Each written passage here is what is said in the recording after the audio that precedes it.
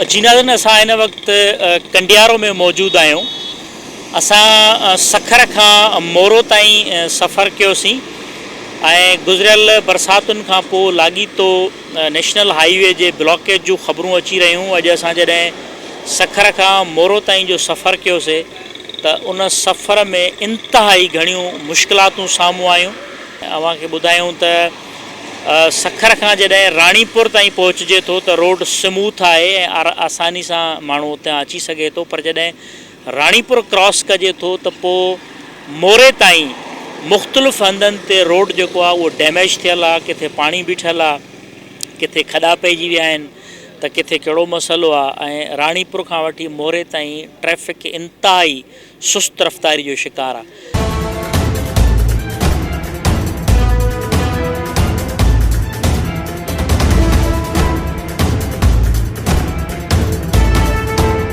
मुख़्तलिफ़ हंधनि ते मुंहिंजी ड्राइवर सां बि ॻाल्हि ॿोल थी। हुनजो चवणो त को 15 खां 20 ॾींहं गुज़री विया आहिनि ऐं 20 ॾींहंनि खां वठी मुसलसल मुश्किलातुनि जो शिकार आहिनि। ईअं ई ट्रैफ़िक जी रवानी शुरू में त बिल्कुलु बंदि हुई, पर हाणे आहिस्ता आहिस्ता जीअं रवानी शुरू थी आहे त उनजी रफ़्तार तमामु घणी स्लो आहे। कलाकनि जो टाइम ॾींहंनि में गुज़री रहियो आहे, जंहिं करे हू रोडनि ते ॾाढो परेशान आहिनि। सर, हम जिला सांगड़ से आ रहे हैं, जा रहे हैं पन्नू आकल, कपास भरा हुआ है। अच्छा, ये नेशनल हाईवे की क्या पोजीशन है? आप इस वक्त कहाँ पर खड़े हैं, क्या हालत है? सिर्फ वफाक को पैसा कमाना आता है। ये मोटरे वाले जो हैं हमको चालान करते हैं, कोई 500 600 इधर से लेके वो अगर हम जाते जिधर पहुंचते हैं मंजिल तक तो हमको 4000 5000 चालान कर सकते हैं। रोड का कोई बंदोबस्त नहीं है। ट्रैफिक यहाँ स्लो क्यों चल रही है? रोड आगे बंद है? सर, बंद यही है कि आगे से गाड़ियां आ जाते हैं, मजबूर है, कोई पल्ली तरफ से आ रहा है, कोई इस तरफ से आ रहा है। इस वजह से मतलब ये ट्रैफिक कोई निज़ाम नहीं है। कोई कितने दिनों से रोड पे ये हालत है? तकरीबन से 15-20 दिन हो गए। अच्छा, आप कहाँ से आ रहे हो? कहाँ जा रहे हो? कहाँ से? हम कराची से आए। ये क्या नाम है, ये खोस पर जाते बॉर्डर। हाँ, तो ये रोड क्यों ब्लॉक है? कितने दिनों से रोड की ये हालत है? ये हो गया 15-16 दिन तो हुआ, 18 पर बनता। बस गाड़ी रास्ता भी खाली खराब था। गाड़ी तो इस तरफ कोई आता है, कोई इस तरफ आता है। तो इस आदमी ने जो गाड़ी सीधा कर लिया, मुतलस आता है, गाड़ी सीधा हो जाएगा, खुद ये रास्ता खोल जाएगा। इस वजह पर अगर फोर्स होती तो ये सीधा चलता? सीधा चलता है बिल्कुल। अभी तुम जाओ रास्ता देखो, कोई जगह कोई बंद है, सारा गाड़ी नहीं बंद किया कि वो इस तरफ वो नीचे वाला ऊपर आ गया, ऊपर वाला नीचे गया, ऐसे रास्ता बंद है। बात से शुरू है, ये चौथा ट्रिप है मेरा इस रोड पर। चार रातें यहाँ हम गुजारते हैं और रोटी एक टाइम की मुश्किल से पैदा होती है। अब गवर्नमेंट रोड तो बारिश से पहले भी नहीं बना हुआ था और बाद में वो ज़्यादा ख़राब हो गया। अब गवर्नमेंट साहस नहीं करती कि रोड को बनाए। एक मोटरवे नहीं बनने दिया उन्होंने, आज तक वो नहीं बन सका। कम से कम रोड तो बना दें, यही हमारा सबसे बड़ा मसला है। अब क्या पोजीशन है? अब कंडियारों में खड़े हैं, रोड बंद लगा पड़ा है, काफ़ी देर से आप खड़े हैं। हाँ, लेकिन ये अभी भी वही हाल चल रहा है जो पीछे चल रहा था, क्योंकि रोड में यहाँ जब भी आओ यही हाल है। रोड खुदे पड़े, टूटे हुए रोड पे क्या गाड़ी चलेगी? और पाकिस्तान की सबसे ज़्यादा चलने वाली गाड़ियाँ इसी रोड पर हैं, जो कराची से पोर्ट से लेके आती है माल। जब यहाँ ये हाल होगा, रोड कोई नहीं बनाएगा। ये जरदारी सिंध हुकूमत जो है, इसका काम है रोड को अच्छा से अच्छा बनाए, क्योंकि जब मोटरवे आप नहीं बनने दे रहे हो, कम से कम इस शाहराह को तो अच्छा बनाओ ना, ताकि हम सुकून से चल सके। कंडियारो टूल खां वठी हालाणीअ ताईं तव्हां वञो, किथे बि रोड सही न आहे। गोॾे जेॾो पाणी बीठो आहे, ॿार बचो अचण वञण लाइ परेशान आहे, एम्बुलेंस खे रस्तो कोन थो मिली सघे।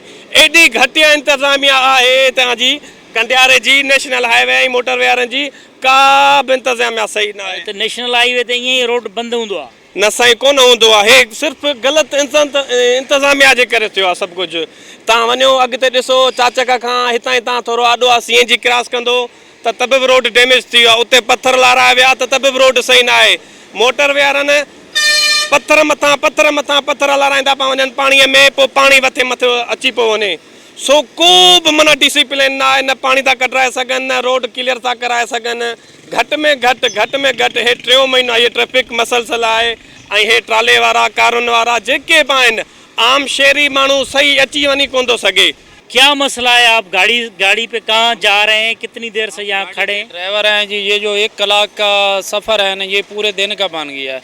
हम सुबह 6 बजे तकरीबन लगे हैं उधर भिरिये से, अभी शाम के 6 बज गए हैं, खंडियारो पहुँचे हैं।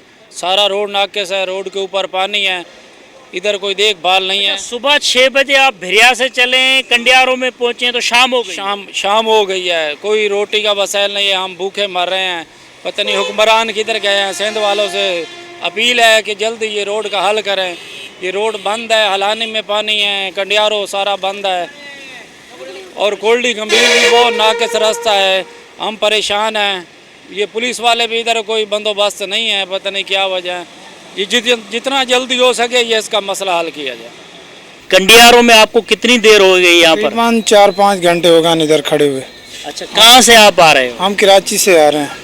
अच्छा। हमने सुबह नाश्ता किया था, तकरीबन नमाज पढ़ी है, उसके बाद नाश्ता किया और अभी तक कुछ नहीं खाया। कहाँ पर नाश्ता किया आपने? हमने नाश्ता किया पीछे मोरो में।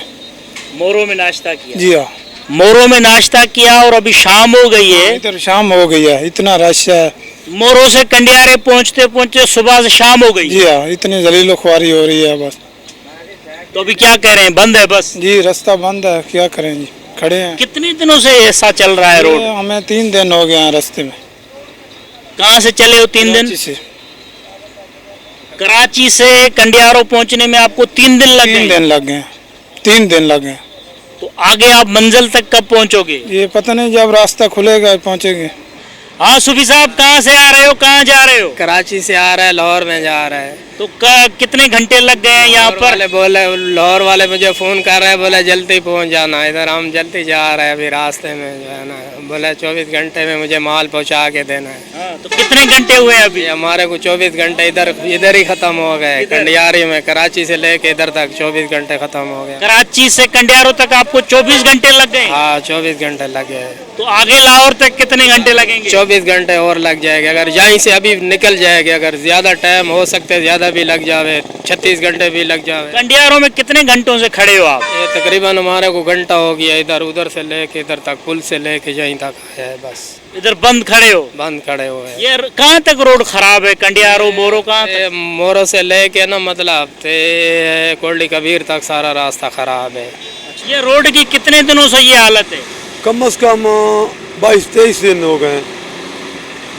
7 दिन इस तरफ कराची गया, 7 दिन इधर लगे और तीसरा दिन इधर आ रहे हैं। अच्छा, कराची जाते हुए आपको 7 दिन लगे? दिन उधर लगे हैं। अब जब कराची से वापस आप आए हो? तीसरे दिन हो गया। कराची से कंडियारो तक 3 दिन लगे? 3 दिन हो गए। तो बड़ी मुश्किल हालत। बहुत मुश्किल है ना। देखो क्या हालत है, ये कपड़े देखो क्या हालत है। कोई मोटरवे वाला चलान के लिए सिर्फ खड़ा है, कोई देखो इधर को गाड़ी मोटरवे की है तो नहीं है।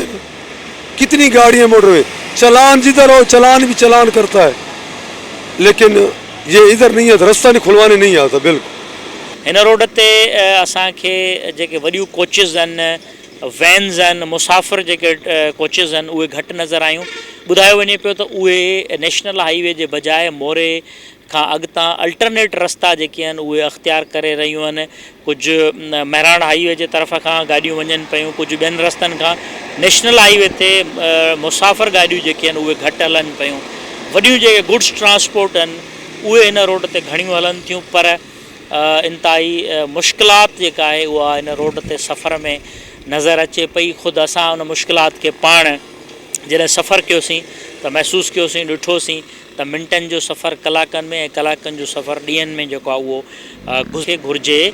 त हिन वक़्तु जिते जिते पाणी बीठल आहे उते वधीक मशीनरी लॻाए फौरी तौर ते पाणी निकाल करे, हालांकि एॾो को वॾो पाणी बि न आहे। मुंहिंजो ख़्यालु आहे त जेकॾहिं को 12-14 कलाक बि मशीनूं कंटिन्यू के 10-12 हलाइजनि त कोटड़ी कबीर वारो पाणी ख़तमु थी वेंदो। ट्रैफ़िक जी जेका ब्लॉकेज आहे, ड्राइवर ग़लति तरीक़े सां हिक ॿिए खे ओवरटेक कनि था, उनजे करे ट्रैफ़िक बंदि थी वञे। पर जेकॾहिं हिते को 400-500 जे लॻभॻि police, motorway police, rangers Bihari वञे हर किलोमीटर खां पोइ, त मां यकीन सां चवां थो त ट्रैफ़िक बंदि न थींदी। पर हाणे इहो कमु करे केरु? ज़ाहिरा हुकूमत कंदी, नेशनल हाईवे अथॉरिटी कंदी, इदारा कंदा, जेको नज़र न पियो अचे। असांखे मुख़्तलिफ़ हंधनि ते मोटरवे जा चंद एहलकार नज़र आया, पर बाक़ी डिस्ट्रिक्ट पुलिस बिल्कुलु रोड ते नज़र न आई, को बि ट्रैफ़िक जे रवानी जो निज़ाम न हुयो। हिन वक़्तु जेके रोड ते हंगामी हालतूं आहिनि, इन्हनि हालतुनि में सिर्फ़ु डिस्ट्रिक्ट पुलिस न पर मोटरवे पुलिस सां गॾु रेंजर्स बि हुजणु खपे।